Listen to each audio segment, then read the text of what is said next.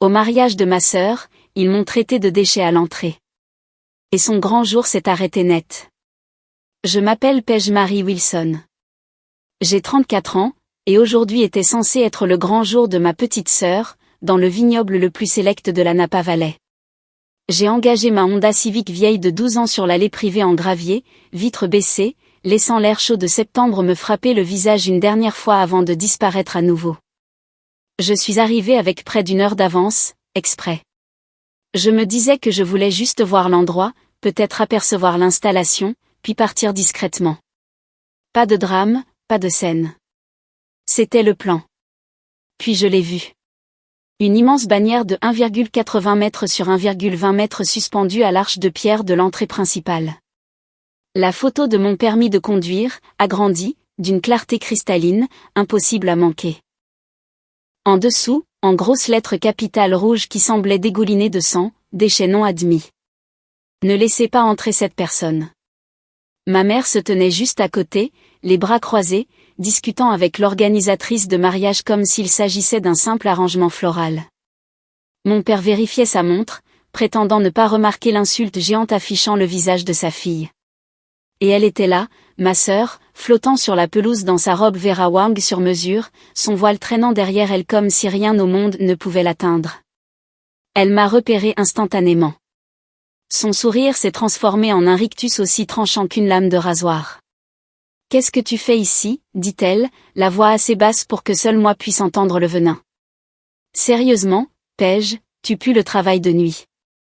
Ne laisse pas la famille Harper te voir dans cette robe à 18 €. » Ma mère s'est avancée, ses ongles manucurés s'enfonçant rapidement dans mon avant-bras. « Chérie, va-t'en » a-t-elle murmuré, les yeux cherchant des caméras. « Ne gâche pas cette journée pour tout le monde. » Mon père ne s'est même pas retourné.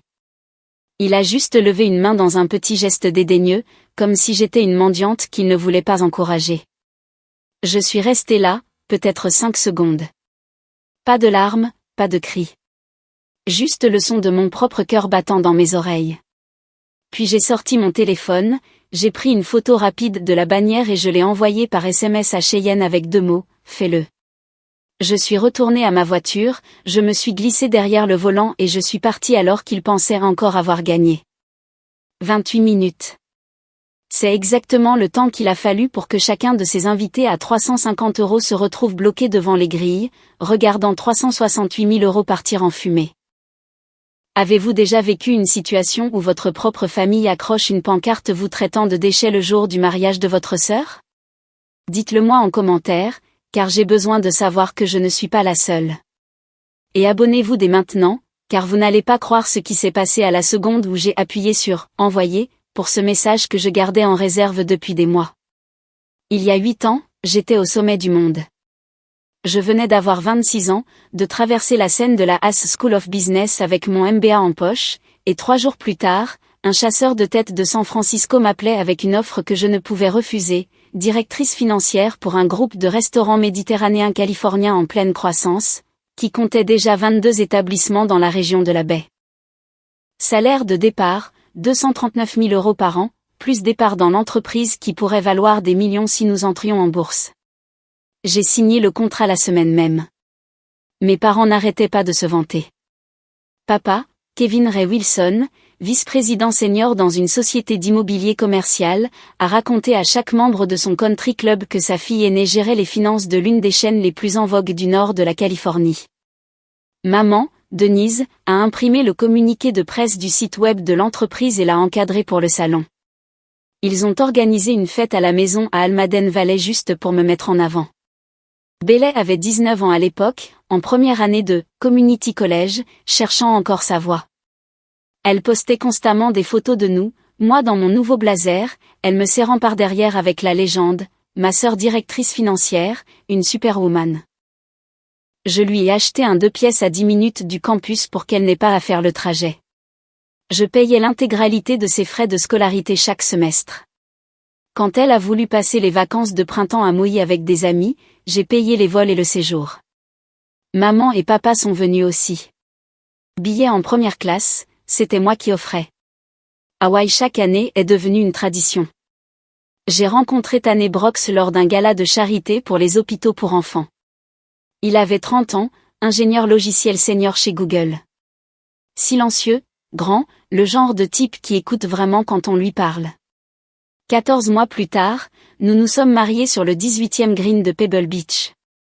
Le mariage a coûté un peu moins de 184 000 €. Ma prime a payé la plus grande partie. Bailey était ma demoiselle d'honneur. Je lui ai offert une paire de clous d'oreilles en diamant de 2 carats en guise de remerciement. Elle les a portés sur chaque selfie pendant l'année qui a suivi. Même à l'époque, le favoritisme était là, si l'on savait où regarder. Je faisais des semaines de 80 heures, prenant l'avion pour Los Angeles et Sacramento pour des réunions d'investisseurs, pendant que Bailey faisait la fête et réussissait à peine ses examens. Papa lui glissait encore 460 € chaque mois pour ses livres. Quand elle a détruit sa Mustang flambant neuve, maman m'a dit, « Paige, c'est toi qui gagnes le gros salaire. Aide ta sœur. » J'ai fait le chèque pour la nouvelle voiture sans me plaindre. C'est ce que font les grandes sœurs, non? Le mariage a duré 22 mois. Tanner a commencé à rester tard au bureau, puis les week-ends, puis des séminaires entiers à Vegas. J'ai trouvé les messages sur un vieil iPad. Lui et son assistante de 25 ans planifiant des dîners qui duraient jusqu'à 4 heures du matin. Quand je l'ai confronté, il n'a même pas essayé de nier. Il voulait partir, et il voulait tout garder. La Californie est un état de communauté de biens. Partage à 50-50e, simple et net, à moins qu'une partie n'ait de meilleurs avocats et des dossiers compromettants. Le cabinet de Tanner a engagé l'avocat en divorce le plus agressif de la Silicon Valley. Ils ont épluché les dépenses de l'entreprise et ont transformé chaque voyage d'affaires, chaque dîner avec un client, chaque cadeau que j'avais passé en note de frais en une utilisation personnelle non autorisée des fonds de l'entreprise. Le conseil d'administration m'a mise en congé sans solde en attendant l'enquête. Des poursuites pénales ont été menacées. Ma propre entreprise, mes actions, ma réputation étaient en jeu. J'ai accepté l'accord qu'ils m'ont proposé, partir avec 11 000 € en espèces, renoncer à toute prétention sur l'appartement de San Francisco, le plan d'épargne retraite, les options d'achat d'actions, tout. Si je me battais, il ferait traîner les choses pendant des années et me ruinerait probablement professionnellement. J'ai signé les papiers dans une salle de conférence du centre-ville, je suis sortie et je n'ai jamais regardé en arrière. J'ai emménagé dans un studio de 37 mètres carrés à East San José, où les murs étaient si fins que je pouvais entendre les voisins se disputer en espagnol chaque nuit. J'ai postulé partout, start-up, banque, même des chaînes de vente au détail. Dès que quelqu'un voyait le trou sur mon CV et cherchait mon nom sur Google, les entretiens cessaient. J'ai accepté le poste de superviseur de nuit chez Walmart parce que le loyer était dû et que la vérification des antécédents ne posait pas de questions sur des accusations de détournement de fonds qui n'avaient en fait jamais eu lieu. J'ai appelé mes parents le jour où j'ai commencé ma formation. Maman a répondu. Je lui ai dit que j'avais besoin d'un petit coup de main, juste jusqu'à mon premier salaire. Il y a eu une longue pause. Paige, dit-elle enfin, la voix douce, comme si elle annonçait une mauvaise nouvelle à une étrangère. Tu dois comprendre, les gens parlent. Kevin est en lice pour devenir associé cette année.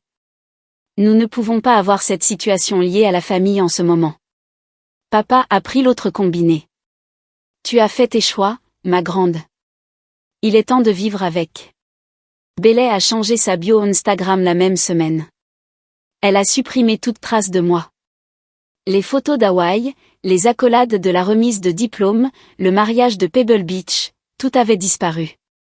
Son profil n'était soudainement plus que des photos d'elle et de Landon Harper, son nouveau petit ami, dont la famille possédait la moitié des supermarchés du nord de la Californie, et des couchers de soleil filtrés. Elle m'a bloqué partout ailleurs. Je lui ai quand même envoyé un SMS pour son 21e anniversaire. Aucune réponse. 6 mois plus tard, elle a posté une vieille photo de nous à Disneyland quand elle avait 10 ans. Légende, ma grande sœur me manque parfois. Les commentaires ont explosé d'émojis en forme de cœur. J'ai fixé l'écran jusqu'à ce qu'il s'éteigne. C'est à ce moment-là que j'ai réalisé que je n'avais pas seulement perdu un mariage et une carrière. J'avais aussi perdu toute ma famille. Puis, un mardi soir, mon téléphone s'est allumé avec le nom de Bailey pour la première fois en près de 2 ans. J'ai fixé l'écran si longtemps que l'appel a failli basculer sur la messagerie vocale. Quand j'ai finalement répondu, tout ce que j'ai entendu, c'était des pleurs, des sanglots bruyants et désordonnés qui ressemblaient exactement à ceux qu'elle faisait à 16 ans quand elle était privée de sortie. Paige, Octa-TL. J'ai besoin de toi. S'il te plaît, ne raccroche pas, elle m'a raconté que Landon Harper, son petit ami depuis 18 mois, fils unique de la famille propriétaire des supermarchés Harper, la plus grande chaîne indépendante au nord de Sacramento, l'avait demandé en mariage 2 nuits plus tôt sur un yacht privé à Sausalito. Il s'était mis à genoux avec un diamant ovale de 3 carats qui coûtait probablement plus que mon salaire annuel actuel. Elle avait dit oui immédiatement. Il voulait se marier à Silverado Crest, le vignoble le plus exclusif de la Napa Valley, celui que les célébrités réservent 2 ans à l'avance. Celui qui exige un acompte non remboursable de 66 240 € juste pour bloquer la date. Les parents de Landon avaient accepté de couvrir la moitié, mais il manquait le reste à Belay. Elle avait déjà signé la lettre d'intention. Je sais que j'ai été horrible, a-t-elle murmuré entre 2 larmes. Je sais que j'ai disparu. Mais tu es la seule personne en qui j'ai confiance pour quelque chose d'aussi important. Si je perds cette date, je perds tout. S'il te plaît, Paige, aide-moi une dernière fois. Je te jure que je te rembourserai le double après le mariage. Elle m'a gardé au téléphone pendant 3 heures d'affilée. Elle a parlé de la robe sur mesure qu'elle avait choisie dans un atelier privé à Los Angeles, du quatuor à cordes venant de Vienne, des installations florales qui allaient coûter 36 800 € à elle seule. Elle m'a envoyé des captures d'écran du lieu, des collines ondoyantes couvertes de rangées parfaites de vignes de Cabernet, déchets en pierre, une pelouse pour la cérémonie qui semblait sortie d'un conte de fées. Chaque fois que j'essayais de parler, elle pleurait plus fort. J'étais assise sur le sol de mon studio à East San José, entourée de factures impayées, écoutant ma petite sœur me supplier comme elle le faisait quand nous étions enfants et qu'elle voulait que je la couvre. La même semaine, une épaisse enveloppe est arrivée de l'avocat successoral de Palo Alto. Ma grand-mère, Nana Ruth, était décédée paisiblement 6 mois plus tôt. On ne m'avait même pas prévenu des funérailles. À l'intérieur de l'enveloppe se trouvait une lettre écrite de sa main et un avis de distribution de fiducie. Elle avait créé une fiducie irrévocable des années auparavant, à l'époque où j'étais encore l'enfant prodige. Le document me désignait comme l'unique bénéficiaire de 165 600 €, à me verser uniquement à mon 30e anniversaire ou à son décès, selon la première éventualité. Mes parents et Belay en étaient spécifiquement exclus. Le mot de Nana était court, « Tu as toujours été la seule que l'argent n'a jamais changé, Paige. Utilise ceci à bon escient. » L'argent est arrivé sur mon compte 4 jours plus tard. J'ai pensé à toutes les fois où j'avais fait des doubles services au café du campus pour payer les cotisations de la sororité de Belay. Les nuits où je conduisais 45 minutes aller-retour pour aller la chercher à des fêtes de fraternité quand elle avait trop bu. La visite aux urgences en 2e année quand elle avait fait une intoxication alcoolique et m'avait appelé moi au lieu de maman parce qu'elle ne voulait pas avoir d'ennui. J'ai appelé le vignoble le lendemain matin.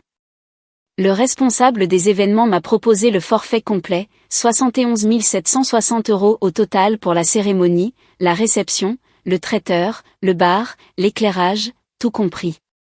Si je payais 100% à l'avance au lieu de l'échéancier habituel, il me faisait une réduction de 27 600 €.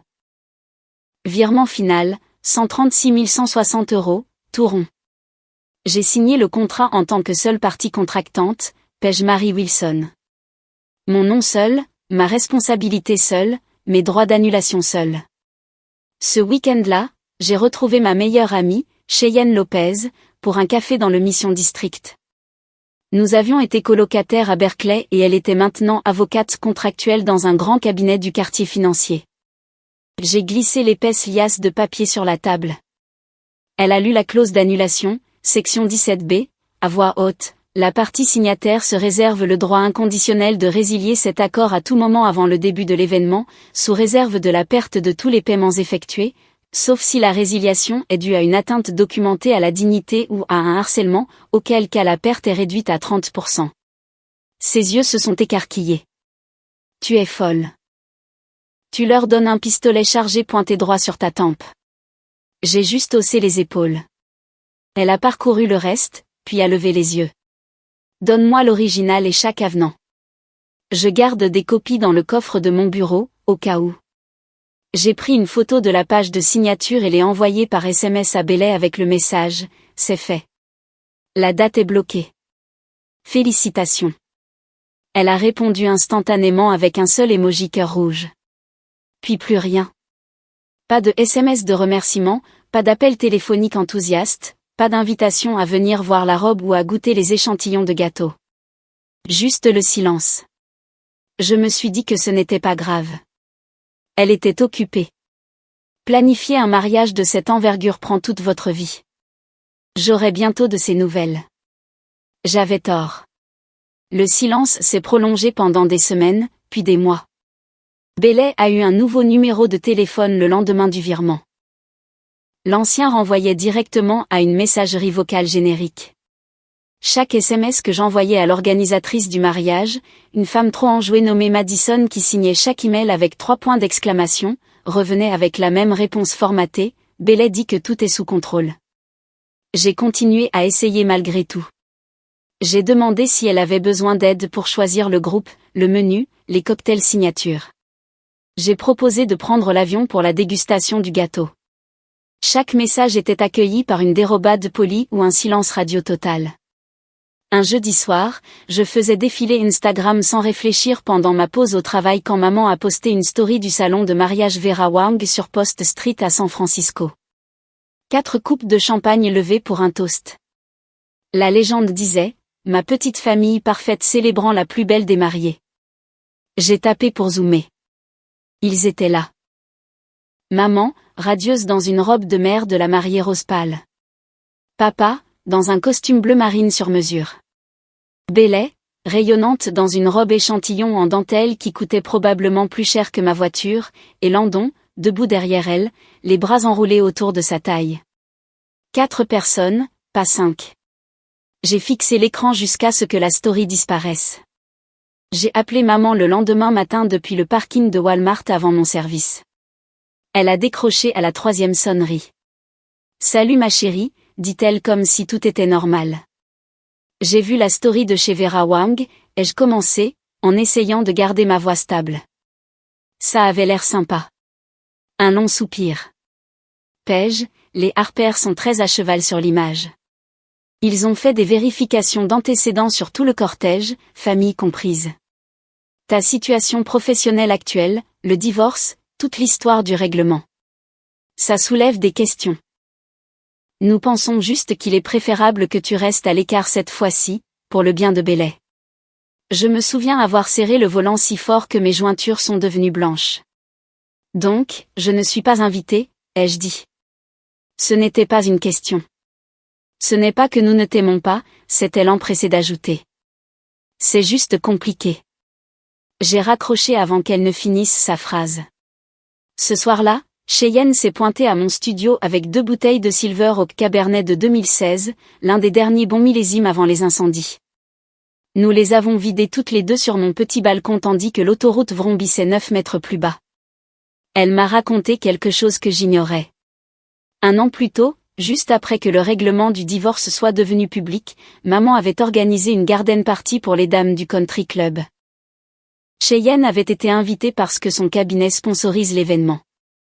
En se resservant un verre dans la cuisine, elle a entendu maman rire avec ses amis au bord de la piscine.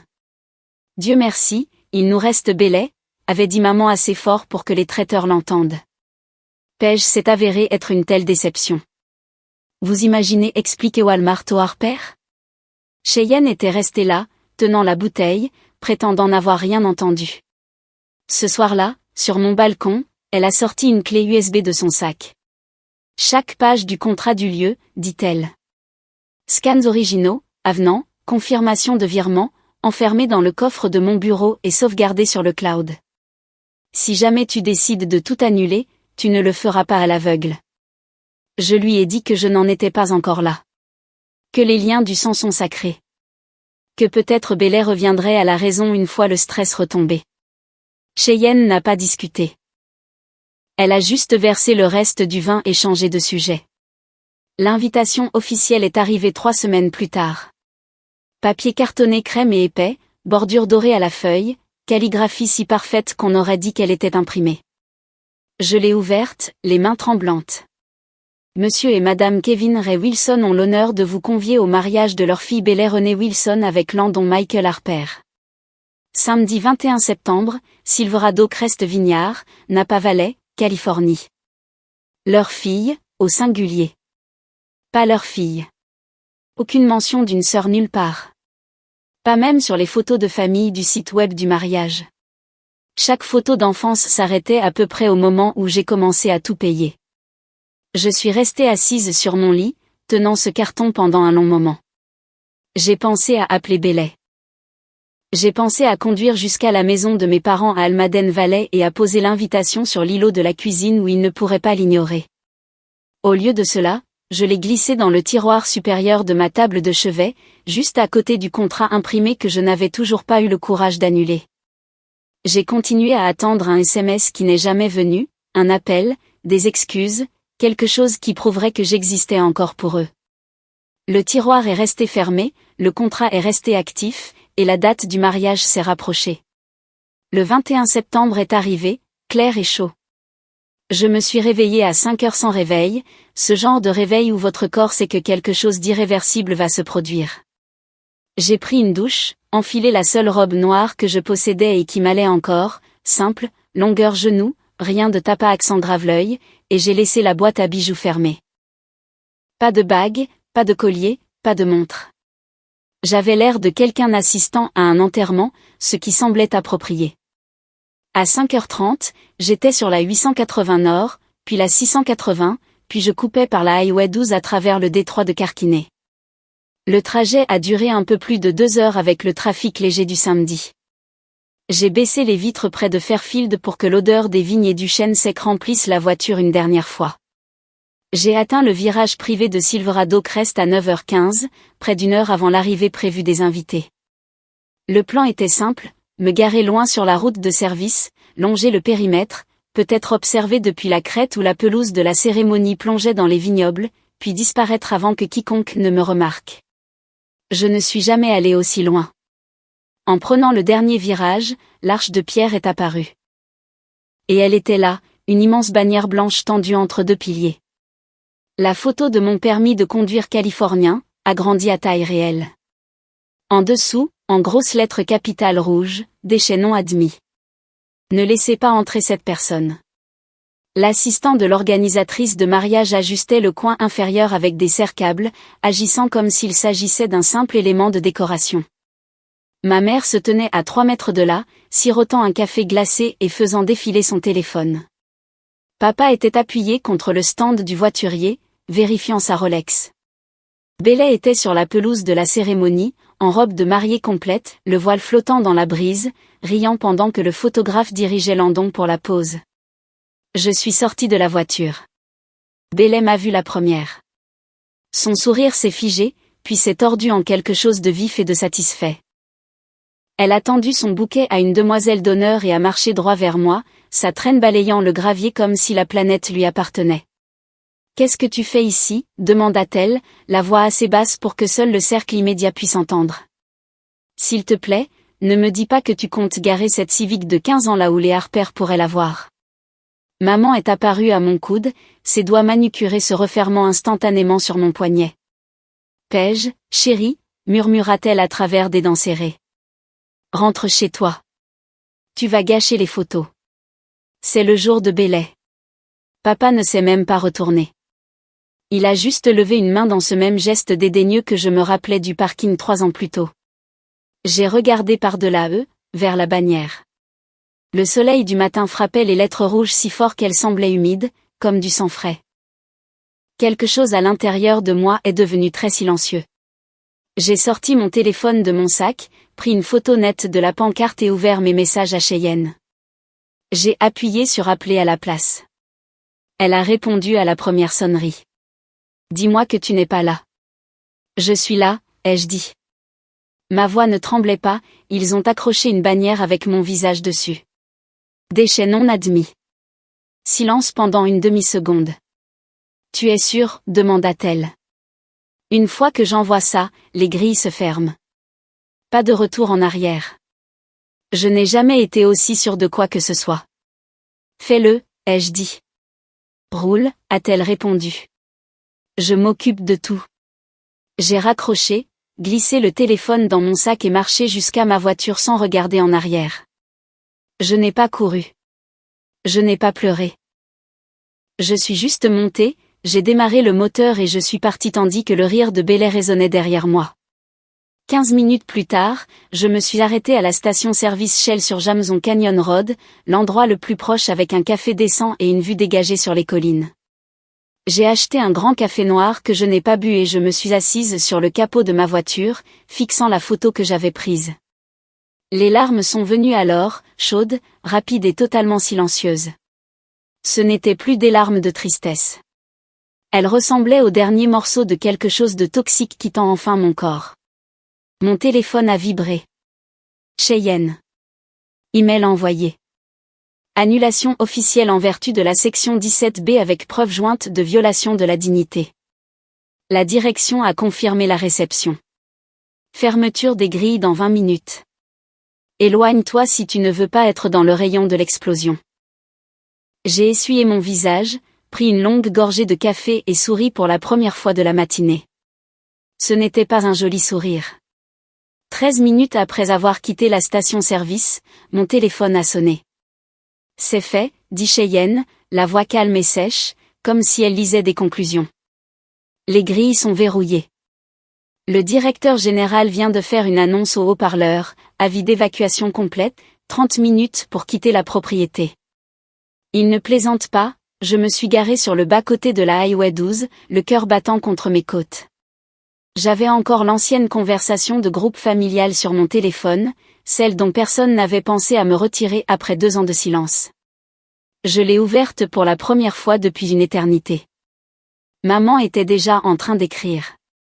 Paige, qu'as-tu fait? Ouvre les grilles. Tout de suite. 380 invités sont debout en plein soleil. Ce n'est pas drôle.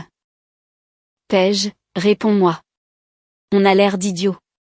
Ta sœur est en pleine crise de nerfs. Appelle-moi. Les messages arrivaient si vite que l'écran n'arrivait pas à suivre. Papa a sauté dans la conversation avec un seul message vocal furieux. Règle ça. Maintenant. Je n'ai pas répondu. J'ai juste regardé les petits points rebondir alors qu'il réalisait que je lisais et les ignorais.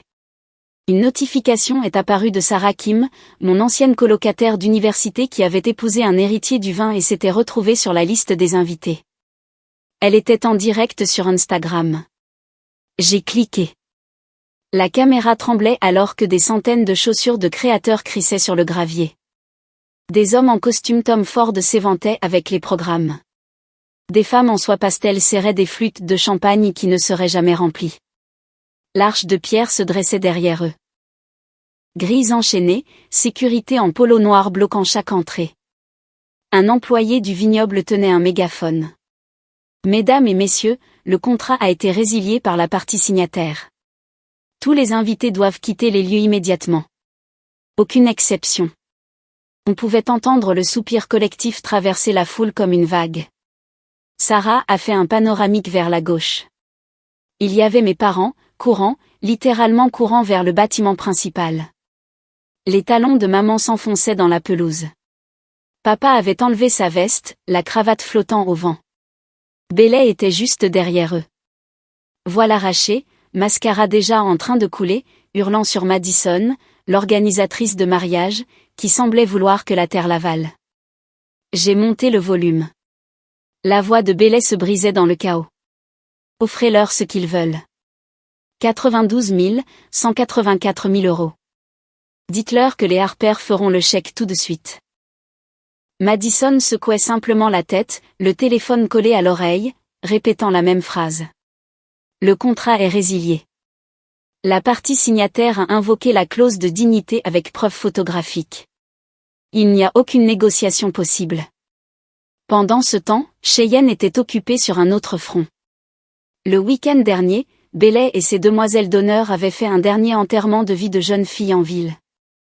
Elles avaient séjourné à l'hôtel Propé à San Francisco. Ryan, le témoin, l'ami d'enfance de Landon, avait beaucoup trop bu et était devenu beaucoup trop entreprenant. Une des assistantes juridiques de Cheyenne, Mia, était dans le même bar avec des amis.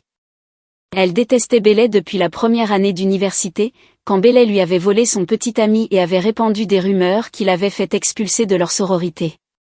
Mia avait tout filmé depuis un coin du bar. Bailey et Ryan titubant dans un ascenseur. Son sac de shopping pour la robe de mariée se balançant, la main de Ryan déjà sous l'ourlet de sa jupe. 37 secondes de preuves cristallines, datées et horodatées. Cheyenne avait gardé ça comme un missile chargé. Au moment où le haut-parleur du vignoble terminait son 3e avertissement, elle l'avait envoyé directement sur le portable personnel de Landon avec pour objet, avant de dire oui. J'étais toujours garé sur le bas-côté lorsque le direct de Sarah s'est tourné vers la pelouse de la cérémonie. Landon se tenait figé entre 2 arches florales qui avaient coûté plus cher que la plupart des voitures.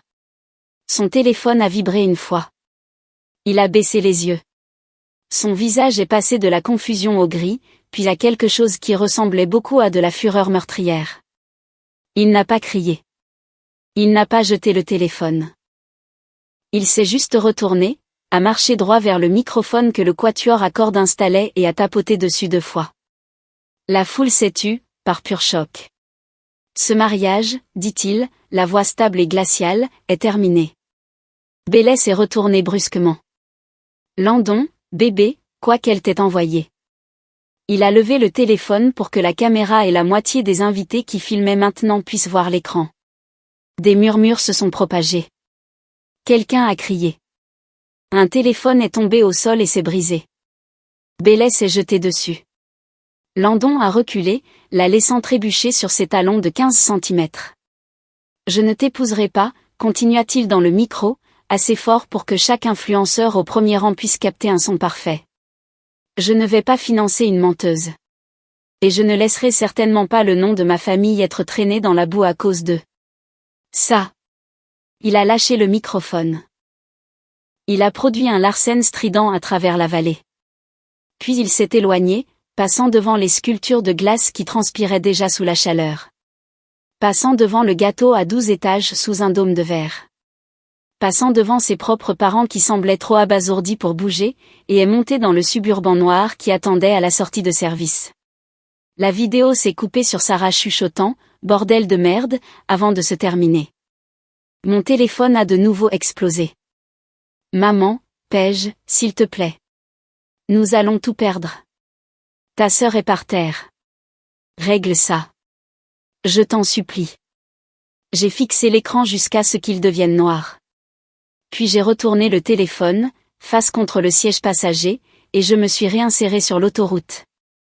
Mon téléphone vibrait toujours contre le siège passager comme un frelon en colère. J'ai jeté un coup d'œil à l'écran. Numéro inconnu, indicatif de Napa. J'ai laissé sonner. 30 secondes plus tard, il a sonné à nouveau. Même numéro. Cette fois, j'ai répondu en haut-parleur et j'ai continué à conduire. La voix de ma mère a explosé dans la voiture avant que je puisse parler. Paige. Oh, Dieu merci. Passe-moi le directeur tout de suite. Dis-lui que c'est une erreur. Dis-lui que nous paierons ce qu'il veut. En arrière-plan, j'entendais le chaos. Des femmes qui pleuraient. Des hommes qui criaient. Le cliquetis métallique des grilles refusant de s'ouvrir. Quelqu'un hurlait que les tarifs des Uber grimpaient à 370 €. Denise, ai-je dit, utilisant son prénom pour la première fois de ma vie. Ce n'est pas une erreur. Silence sur la ligne, puis des chuchotements frénétiques. Le téléphone est passé en mode haut-parleur de leur côté. Une nouvelle voix, celle de Landon, a tranché le bruit comme une lame. Ce mariage est terminé, a-t-il annoncé assez fort pour que tout le monde autour de lui entende. Je n'épouserai pas quelqu'un qui a couché avec mon meilleur ami une semaine avant de me faire ses vœux. C'est fini, a hurlé Bailey en arrière-plan, un son brut et animal. C'était une seule fois. Ça ne voulait rien dire, Landon. S'il te plaît. J'ai entendu des bousculades, puis le cliquetis sans équivoque d'une bague en diamant heurtant la pierre. Bailey s'est jeté dessus. Donne-moi ce téléphone. Elle ment. Quoi qu'elle t'ait envoyé, c'est un faux. La voix de Landon est restée plate. J'ai regardé la vidéo 3 fois. L'horodatage date de samedi soir dernier, à l'hôtel Propé. Tu portais encore l'écharpe de la mariée. La foule autour d'eux a éclaté. Les téléphones se sont levés comme des périscopes. Les influenceurs qui avaient passé la matinée à poster des photos de bagues et de voiles diffusaient maintenant en direct l'implosion en temps réel. Maman est revenue en ligne, en sanglots. Pej, bébé, s'il te plaît, aie pitié de ta sœur. Ouvre les grilles. Je suis à genoux ici. Je suis littéralement en train de supplier le directeur général et il ne veut même pas me regarder. Je pouvais l'imaginer parfaitement. Maman dans sa robe de mère de la mariée en soie sur mesure, le mascara coulant, s'agrippant au bras d'un homme en blazer bleu marine qui ne se souciait que de sa responsabilité. Bellet a attrapé le téléphone ensuite. Sa voix était éraillée. Espèce de garce psychopathe, a-t-elle hurlé. Tu as ruiné ma vie. Tu es folle. J'ai attendu qu'elle soit à bout de souffle. Puis j'ai parlé, calme et clair. Maintenant, tu sais quel goût a le déchet. J'ai mis fin à l'appel. Le téléphone a sonné à nouveau immédiatement. Maman, papa, Madison l'organisatrice, même quelques cousins à qui je n'avais pas parlé depuis des années. Je les ai bloqués un par un, jusqu'à ce que le seul son dans la voiture soit le ronronnement des pneus sur l'asphalte et le vent s'engouffrant par les fenêtres ouvertes. Je les ai baissés complètement et j'ai laissé l'air chaud de la vallée me gifler le visage. Pour la première fois en 8 ans, ma poitrine ne me faisait pas mal quand je respirais. J'ai roulé vers le sud sur la 29, passant devant des rangées de vignes devenant dorées sous la lumière de septembre, devant des salles de dégustation qui seraient bondées de mains de gens prétendant que leur vie était parfaite. Je ne me suis pas arrêté avant d'atteindre le pont de Carquinet, puis je me suis garé au point de vue, d'où l'on peut voir toute la baie scintiller en contrebas. Je suis sorti, je me suis appuyé contre le capot et j'ai ouvert mon application bancaire.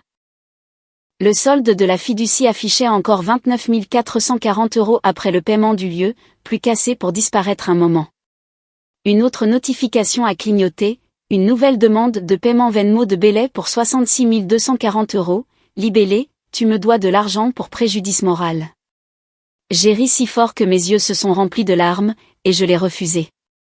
Puis j'ai supprimé complètement l'application. Mon téléphone était enfin silencieux. Je suis resté là jusqu'à ce que le soleil brûle les derniers frissons matinaux sur ma peau et que je réalise quelque chose de simple et d'énorme. J'étais libre. Plus d'attente pour des excuses qui ne viendraient jamais. Plus d'espoir que les gens qui m'avaient rejeté voudraient un jour de moi à nouveau. Ils avaient fait leur choix le jour où ils avaient accroché cette bannière. Je venais de faire le mien. Je suis remonté dans la voiture, j'ai repris la direction du nord, non pas vers San José, mais vers la côte. La Highway 1 m'appelait et je n'avais plus rien à perdre. Alors que je m'engageais sur la bretelle d'accès, un dernier SMS s'est glissé avant que je ne bloque le dernier numéro inconnu. Maman, nous sommes vraiment désolés. S'il te plaît, rentre à la maison. Je l'ai lu une fois, puis j'ai éteint le téléphone, l'ai jeté dans la boîte à gants et j'ai appuyé sur l'accélérateur. La route se déroulait devant moi, comme un pardon dont je n'avais plus besoin de la part de quiconque. 6 mois plus tard, je vivais sous un ciel différent. Seattle m'a accueilli avec sa bruine constante et l'odeur d'eau salée mêlée d'expresso. Cheyenne m'avait mis en contact avec un recruteur senior chez Amazon. 3 entretiens plus tard, j'acceptais un poste de directrice des opérations dans un centre de distribution pour un salaire de base de 87 400 €, plus des bonus trimestriels et de véritables actions. J'ai loué un studio au 12e étage à Belthorne avec des baies vitrées donnant sur Elliott Bay. Les jours de beau temps, je pouvais voir les ferries tracer des sillages blancs vers Bainbridge Island. J'ai acheté de nouveaux meubles, de vrais meubles, pas les trucs en aggloméré que j'avais traînés d'appartement en appartement. J'ai accroché une seule photo encadrée au mur. Moi et Nana Ruth à ma remise de diplôme de As. Toutes les deux riant comme si nous connaissions un secret que le reste du monde n'avait pas encore compris. Le reste de la famille ne riait pas. Le vignoble a gardé 70% de mon paiement, soit 95 312 €, en vertu de la clause de dignité. Les 30% restants couvraient à peine les acomptes du fleuriste, du photographe et du gâteau qu'ils avaient déjà versés. 53 360 € partis en fumée. Les Harper ont exigé le retour de chaque cadeau, jusqu'aux grilles peints en cristal et aux parures de lit monogrammées. Ils ont coupé tous les ponts publiquement et ont discrètement retiré le nom Wilson de la liste de tous les futurs galas de charité des supermarchés Harper. Landon a intenté une action en justice pour la bague de fiançailles de 3 carats. La loi californienne est claire, une bague de fiançailles est un cadeau conditionnel. Si le mariage est annulé par la faute du destinataire, elle doit être rendue. Bailey s'est battue pendant 3 mois, puis l'a rendue. Le jour où le juge a menacé de l'inculper pour outrage au tribunal, elle a posté un selfie en larmes le même après-midi avec la légende « Certaines personnes ne savent que détruire ». Les commentaires ont été brutaux. Mes parents ont mis la maison d'Almaden Valley en vente en novembre. L'hypothèque, le deuxième prêt qu'ils avaient contracté pour les dépenses du mariage de Bailey, et les dettes de carte de crédit pour les acomptes les ont laissés en situation de déficit. Elle s'est vendue à perte. Ils ont emménagé dans une chambre d'amis chez tante Linda à Fresno, à 3 heures au sud, et à un monde de la vie de country club qu'ils affichaient autrefois. J'ai appris la plupart de ces choses par des intermédiaires. Des connaissances communes qui avaient encore pitié de moi m'envoyaient des captures d'écran. Quelques-uns m'ont envoyé des messages directs. Ta sœur a l'air mal en point. Ta mère a vieilli de 10 ans du jour au lendemain. Je les lisais, puis j'archivais les conversations. Un dimanche matin de mars, un SMS est passé d'un numéro que je n'avais pas encore bloqué. Maman, nous n'avons plus rien, Paige. La maison est partie. La tension de ton père est au plus haut. Bailey n'arrive même pas à obtenir un entretien d'embauche. S'il te plaît, nous sommes ta famille. Je suis restée debout à mon comptoir de cuisine, le café refroidissant dans ma main, et j'ai fixé le message pendant un long moment. Dehors, la pluie striait les fenêtres de lignes argentées. Un porte-conteneur glissait, lent et régulier, en partance pour un endroit lointain. Je n'ai rien tapé. J'ai appuyé sur bloquer. Puis je me suis approchée de la fenêtre, j'ai posé mon front contre la vitre froide et j'ai regardé la ville continuer à vivre sans moi. Je n'étais plus un déchet. J'étais celle qui était partie, qui payait ses propres factures, qui dormait toute la nuit sans cauchemar et qui se réveillait avec une vue que la plupart des gens ne voient que sur des cartes postales. J'étais celle qui s'était sauvée elle-même. Le téléphone est resté silencieux après ça. Plus de supplications. Plus de culpabilisation déguisée en inquiétude. Cheyenne est venue pour un long week-end en avril. Nous avons bu du vin sur mon balcon pendant que les montagnes olympiques viraient au rose au coucher du soleil. Elle m'a dit que le cabinet l'avait nommée associée, la plus jeune du groupe des contrats. Nous avons trinqué avec les beaux verres, ceux que je m'étais offerts. Tu l'as fait, dit-elle en faisant teinter son verre contre le mien. Tu l'as vraiment fait. J'ai regardé l'eau et j'ai senti quelque chose s'installer dans ma poitrine, solide, permanent, à moi. Oui, je l'ai fait, ai-je dit.